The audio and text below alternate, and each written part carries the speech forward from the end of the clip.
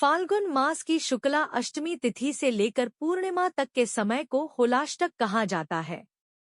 आम तौर पर होलाष्टक 8 दिनों का होता है, लेकिन कई बार 9 दिनों का हो सकता। इन 8 दिनों में किसी भी शुभ काम को करना पूरी तरह वर्जित माना जाता है। होलाष्टक समय अवधि में मांगलिक कार्य निषेध माने गए हैं। होलाष्टक अवधि में किसी भी शुभ काम जैसे नामकरण संस्कार, जनेऊ संस्कार, गृह प्रवेश, विवाह संस्कार आदि नहीं करना चाहिए। तप करने के लिए होलाष्टक का समय बहुत ही शुभ माना जाता है। होलाष्टक प्रारंभ होते ही होलिका दहन वाले स्थान की गोबर, गंगाजल आदि से लिपाई की जाती है। साथ ही वहां पर होलिका का डंडा लगा दिया जाता है, जिनमें एक को होलिका और दूसरे को प्रहलाद माना जाता है। होलाष्टक का समापन होलिका दहन के साथ होता है। रंग और गुलाल के साथ इस पर्व का समापन हो जाता है। प्रचलित कथाएं। होलाष्टक की कई कथाएं प्रचलित हैं। उनमें से कामदेव तथा प्रहलाद वाली कथा सबसे ज्यादा प्रचलित है। पहली कथा। पौराणिक मान्यता के अनुसार फाल्गुन शुक्ल पक्ष की अष्टमी तिथि के दिन कामदेव ने भगवान शिव की तपस्या भंग कर दी थी। इसके कारण वे रुष्ट हो गए और उन्होंने कामदेव को भस्म कर दिया था। इसके उपरांत कामदेव की पत्नी देवी रति ने शिवजी की आराधना की। इसके उपरांत 8 दिनों बाद शिवजी ने उनकी प्रार्थना सुनी और कामदेव को पुनर्जीवन का वरदान दिया। दूसरी कथा।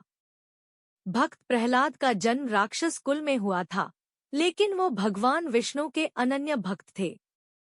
उसके पिता हिरण्यकश्यप को ये बात बिल्कुल पसंद नहीं थी। इस कारण उसने फाल्गुन मास की अष्टमी तिथि से लेकर पूर्णिमा तक प्रहलाद को काफी यातनाएं दी थी। जब उसकी यातनाओं का भी प्रहलाद पर असर नहीं हुआ तो उसने पूर्णिमा के दिन अपनी बहन होलिका को प्रहलाद को लेकर अग्नि में बैठने को कहा। होलिका को अग्नि से न जलने का वरदान प्राप्त था। जब होलिका उसे आग में लेकर बैठी तो भी प्रहलाद नहीं जला, लेकिन होलिका जलकर राख हो गई।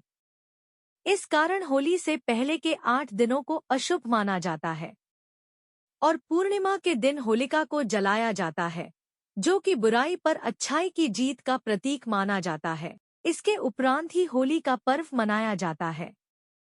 होलाष्टक के वैज्ञानिक तर्क। होलाष्टक के समय को अशुभ बताने के पीछे बहुत सारे धार्मिक कारण दिए जाते रहे हों, लेकिन इसका मुख्य कारण आपकी सेहत से जुड़ा हुआ है। होली प्रारंभ से पहले वाले सप्ताह में मौसम में काफी बदलाव होना शुरू हो जाता है। इस बदलाव के बीच कभी सर्दी और कभी गर्मी का आना जाना लगा रहता है। मौसम के इस बदलाव के कारण शरीर की इम्यूनिटी कमजोर पड़ जाती है, अतः व्यक्ति के रोगों की चपेट में आने की आशंका भी बढ़ जाती है। किसी भी शुभ कार्य में काम का बोझ अत्यधिक बढ़ जाता है। अगर ऐसे में व्यक्ति किसी बीमारी की चपेट में आ गया तो वो उन कामों को ठीक से न करने की संभावना बढ़ जाएगी।